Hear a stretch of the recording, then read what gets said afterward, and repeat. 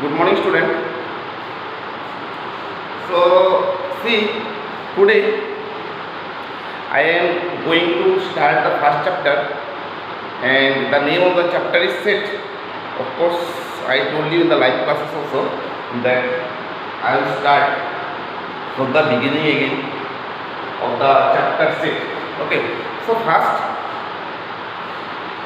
let me tell you.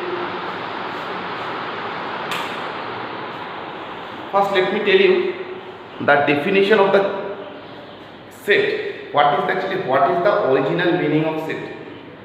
Okay. So first, let me give the definitions of set. What is the definition of set?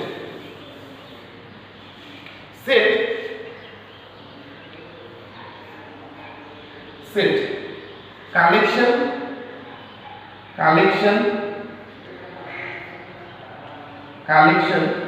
of well-defined objects.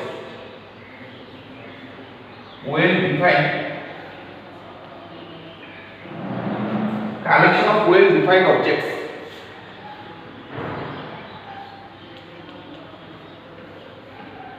is called set. Collection of well-defined objects is called set. Now see, यहाँ पे देखो जो definition मैंने दिया, you try to understand the definition. यहाँ पे क्या लिखा? कलेक्शन. हम लोग को कलेक्ट करना है ऑफ किसको कलेक्ट करना है? ऑब्जेक्ट्स को कलेक्ट करना है. अगर जितना भी जो ऑब्जेक्ट्स है, ऑब्जेक्ट्स को अगर हम लोग कलेक्ट करेंगे, सो एज ए होल जो कलेक्शन होगा, that collection is called a set. लेकिन यहाँ पे मैंने एक एडेड टर्म मैंने इंट्रोड्यूस किया, वेल डिफाइंड. सो ये जो वेल डिफाइंड है, ये पूरा सेट का जो डेफिनेशन है, और डेफिनेशन को जो कलेक्शन है उस कलेक्शन को चेंज कर देगा. तो जब हम लोगों ने ये वर्ड यहाँ पे लगा दिया वेल डिफाइंड, जो कलेक्शन है, कलेक्शन का जो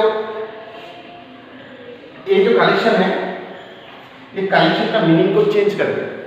ठीक है, well defined. So let me tell you first collection.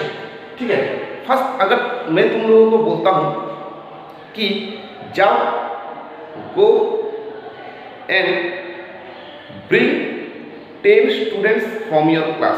Suppose तुम लोगों का जो क्लास है, क्लास में टोटल 100 स्टूडेंट है कि नहीं. सपोज मैंने तुम लोग का क्लास में कितना स्टूडेंट है? 100 स्टूडेंट है.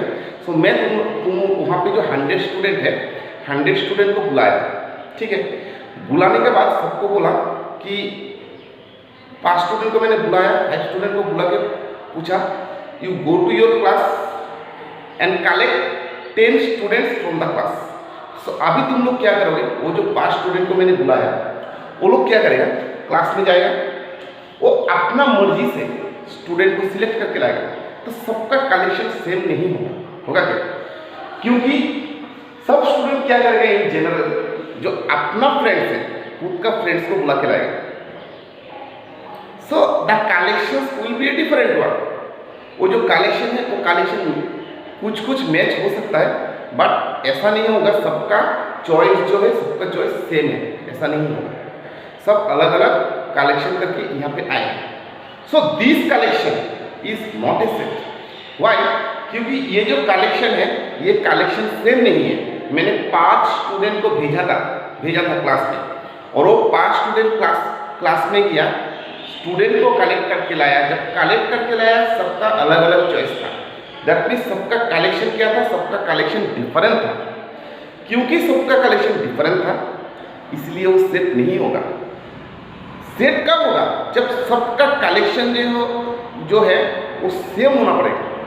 If the collection of all the persons are same, then only it will be a set. नहीं तो ये सेट नहीं होगा. मैं और एक एग्जांपल दे रहा हूँ. सपोज मैं तुम लोगों को बोलता हूँ, 5 स्टूडेंट फिर से मैंने लिया तुम लोग का क्लास से 5 स्टूडेंट लेने का बाद मैं सबको बोला कि तुम लोग एक काम करो, अपना कॉपी में 10 टू नेचुरल नंबर लिखो. You right 10 natural numbers. तो वो जो स्टूडेंट है वो क्या करेगा? सब सेम आंसर नहीं लिखेगा, कुछ कुछ स्टूडेंट 90 से शुरू करेगा, कुछ कुछ स्टूडेंट 80 से शुरू करेगा, कुछ स्टूडेंट 1 से शुरू करेगा, तब जाके क्या होगा, सबका कलेक्शन फिर से क्या होगा, सेम नहीं होगा। So this is also not a set. वो कलेक्शन जो है पांचों स्टूडेंट जो है कोई भी किसी का भी कलेक्शन हमेशा सेम होना पड़ेगा, तब जाके वो सेट होगा। अभी ये देखो, अभी मैं एक एग्जाम्पल क्रिएट कर रहा हूँ। मैं 5 स्टूडेंट को बुलाया, 5 स्टूडेंट को बुला के पूछा go and collect 4 natural numbers, 4 natural numbers collect करने दिया।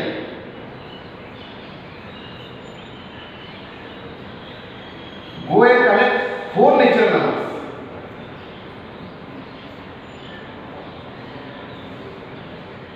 4 natural numbers less than 5, less than 5। अभी देखो, अभी सबका जो कलेक्शन है वो सेम होगा, क्योंकि जितना भी स्टूडेंट है सब क्या करेगा, 1 2 3 4 लिखेगा, 1 2 3 4। अभी आंसर डिफरेंट नहीं हो सकता। Now the answer will not be different, अभी सबका आंसर सेम होगा। So this collection is a what set, that's why it is I have written here well defined. Well defined means the answer, the collection will not vary, the collection will be same, then only it will be a set. Okay, so the collection will not vary, collection should be same, then only it will be a set. ठीक है, और एक मैं example दे रहा हूं। अभी फिर से मैं 5 स्टूडेंट को बुलाया और 5 स्टूडेंट को बुला के मैंने पूछा, बोलो तो 5 बेस्ट इंडियन क्रिकेट टीम का प्लेयर का नाम बोलो। सबका यहाँ पे भी अलग अलग ओपिनियन होगा। मैं क्या बोला, 5 best player of Indian cricket team. यहाँ पे भी सबका अलग अलग नाम होगा, क्योंकि सबका ओपिनियन में क्या है, जो बेस्ट प्लेयर्स है वो बेस्ट प्लेयर्स का नाम अलग अलग होगा। ठीक है, किसी के लिए सचिन तेंदुलकर होगा, सुनील गावस्कर होगा, विराट कोहली होगा, रोहित शर्मा होगा, किसी दूसरा के लिए बॉलर्स का नाम भी हो सकता है, दूसरा का टीका नहीं होगा, क्योंकि ये मैंने यहाँ पे मैंने इंडियन क्रिकेट टीम मेंशन कर दिया। तो कुछ कुछ स्टूडेंट के लिए हरभजन सिंह होगा, फिर विराट, ऐसा ऐसा करके सचिन तेंदुलकर, कुछ कुछ मैच होगा, कुछ कुछ मैच नहीं होगा। ठीक है, so the collections will very again. That means एक टीम हम लोग, एक चीज हम लोग को पता चल रहा है कि किसी भी क्वेश्चन पर अगर बेस्ट मोस्ट ये सब वर्ड यूज होता है तो वो कभी भी सेट नहीं होगा। This will not B, this collection will not be well defined. ठीक है, this collection will not be well defined.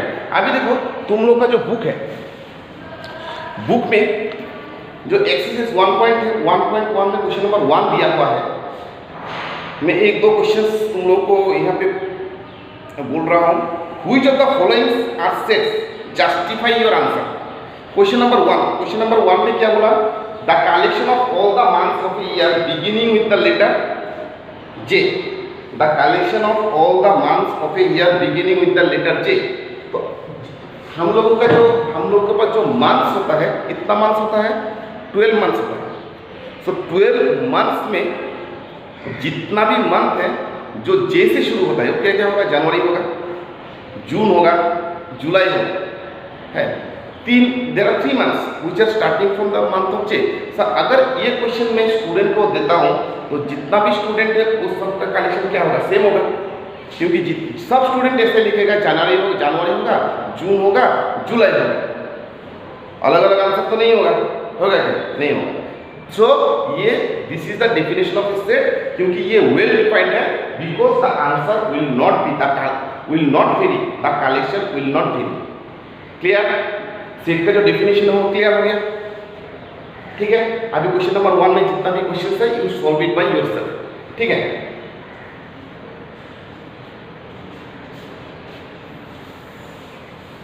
Question number 1.1 पे क्वेश्चन नंबर 1 का जितना भी आंसर है वो तुम लोग सॉल्व कर दो। अभी देखो, सपोज मैं एक सेट का एग्जांपल ले रहा हूं, collection of natural numbers, collection of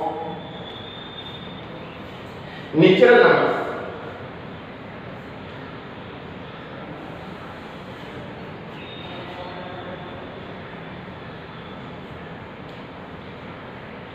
less than collection of natural numbers less than 7। ठीक है, अभी कलेक्शन क्या क्या होगा? कलेक्शन जो होगा वो 1 होगा, 2 होगा, 3 होगा, 4 होगा, 5 होगा, 6 होगा। सो इसको मैं कलेक्शन को लिखता हूँ। कलेक्शन को लिखने से क्या होगा? 1 होगा, 2, 3, 4, 5, 6 ये। अभी जितना भी कलेक्शन मैंने किया सब उस कलेक्शन को हम लोग को सेकेंड ब्रैकेट का अंदर में लिखना है। We have to write down the collections inside the second bracket. Now the set is completed. Remember, in case of a set, the collections are always written inside the second bracket. Clear? So this is in this way we have to represent the set. When देखो यहाँ पे ये पहले मैंने लिखा था, यहाँ से यहाँ पे आया, दोनों ही सेट है। This is also a set, this is also a set. लेकिन ऊपर का जो सेट है, ऊपर का सेट से मैंने नीचे का लाइन लिखा। I have written this line from the above part only, क्योंकि ये सेट है so this is also a set. अगर ये लाइन नहीं होता तो हम लोग ये लाइन लिख ही नहीं पाते। So they are representing the same meaning. So both are the sets, लेकिन ये दोनों सेट का कैटेगरी अलग अलग है। क्लियर? क्या है? ये इन दोनों सेट का कैटेगरी अलग अलग है। सो यहाँ पे जो एलिमेंट्स है जो हम लोगों ने लिखा, यहाँ पे जो एलिमेंट्स है this is called the roster form. क्या फॉर्म है इसका नाम? इसका नाम है roster form. So what is the meaning of roster form? किसी भी सेट में जो ऑब्जेक्ट्स है वो ऑब्जेक्ट्स अगर डायरेक्टली विजिबल है then the set is called in the roster form. ठीक है? In any set if the elements are directly visible then it is called the roster form. R-O-S-T-E-R roster form. जो set है we can represent the sets in two ways. One is roster form, other is set builder form. Set builder form.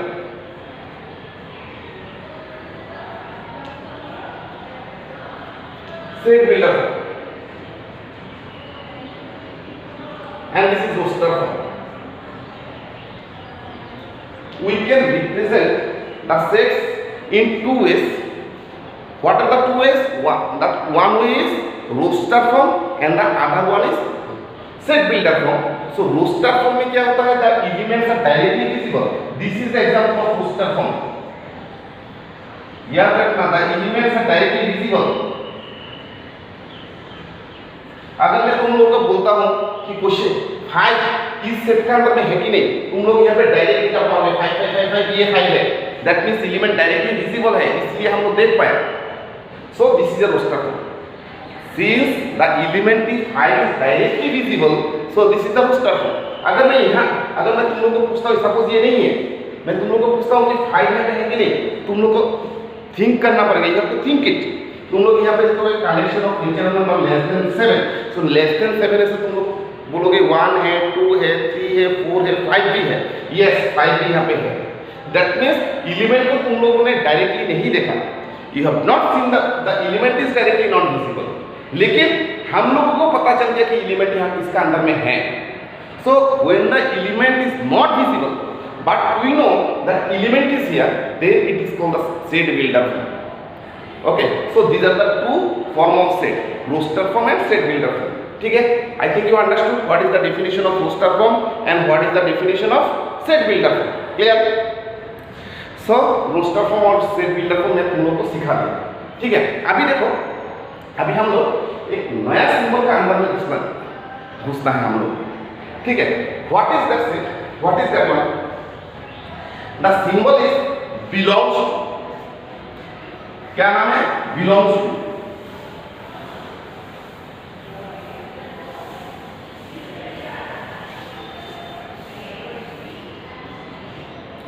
Belongs to.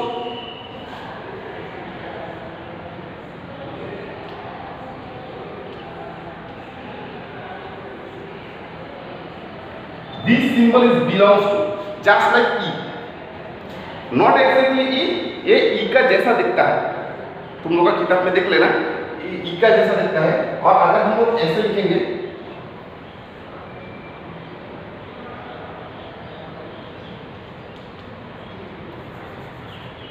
हम लोग इसको ऐसे लिखेंगे,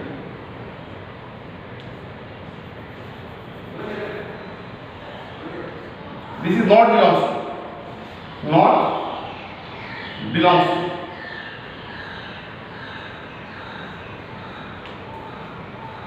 What is the name of this symbol? The name of this symbol is belongs to. And what is the name of this symbol? The name of this symbol is belongs to. अभी देखो ये जो belongs to and not belongs to symbol होता है, उस what is the meaning of that symbol? What is the meaning of the symbol belongs to? What is the meaning of the symbol not belongs to? Suppose देखो एक set है, एक set है 1 2 3 4 5, ठीक है। सपोज मैंने एक एलिमेंट लिया 3 और यहाँ पे सेट को लिखा।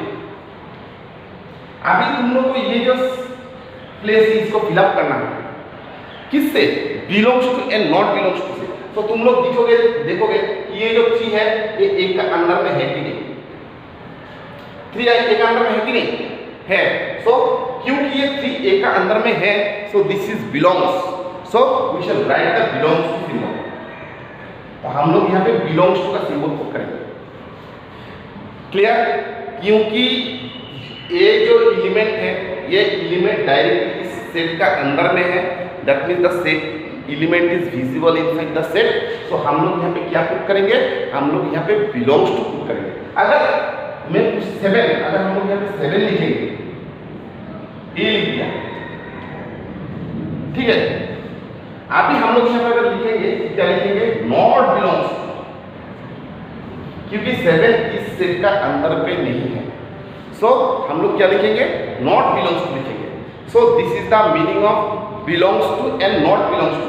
देखो क्वेश्चन नंबर 2 पे, जो क्वेश्चन नंबर 2 है तुम लोग का किताब में दिया हुआ है, you have to put the appropriate symbol. What you have to put? What you have to put the appropriate symbol belongs to and not belongs to. You have to do that. किस जगह पे belongs to, जो fill up the gaps तुम लोगों को करने दिया, उस गैप को फिलअप करना है किससे?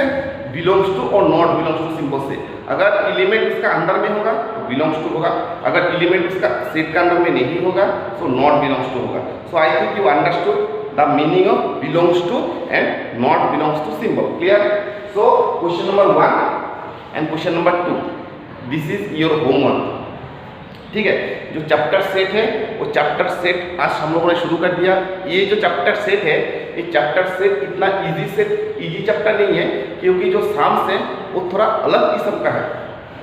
सो you have to practice, you have to think, you have to see the classes from the beginning only, otherwise it will be very difficult for you to understand the things, ठीक है। तुम लोग को अगर ये चैप्टर अच्छे से समझना है तो एकदम जितना भी क्लासेस होगा वो बहुत कंसंट्रेशन देके के समझना है। And the first classes are very important, okay. First classes जो होता है वो अगर अच्छे से समझ में आ गया, I think the later classes will not be a difficult one for you, ठीक है। बाकी जो क्लासेस होगा उतना डिफिकल्ट नहीं होगा, लेकिन first class is the interesting creating class. तुम लोग का अंदर में इंटरेस्ट क्रिएट होना पड़ेगा, तब जाके नेक्स्ट क्लास जो है वो अच्छा लगना शुरू हो जाएगा। अभी देखो next question number 3, write the following sets in the roster form, ठीक है। क्वेश्चन नंबर 3 पे क्या बोला? जो एलिमेंट्स है वो जो सेट है इस सेट को रोस्टर फॉर्म में लिखना है। रोस्टर फॉर्म में मतलब जो एलिमेंट्स है एलिमेंट्स को डायरेक्टली लिखना है। तो एक में करके लिखता हूं, सेट ए दे दिया, यहाँ पे क्या दिया? x, such that x is an integer,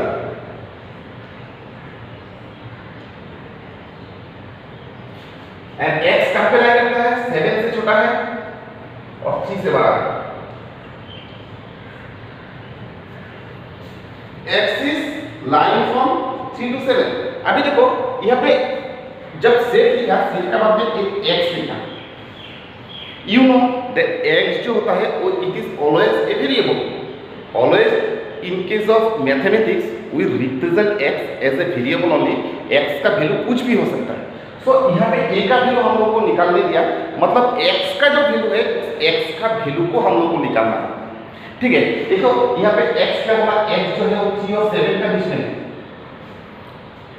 x का वैल्यू, ए का वैल्यू निकालने के लिए एक्स का वैल्यू निकालना है, सिर्फ एक्स का वैल्यू को डालना है सेकंड ब्रैकेट का अंदर, ठीक है।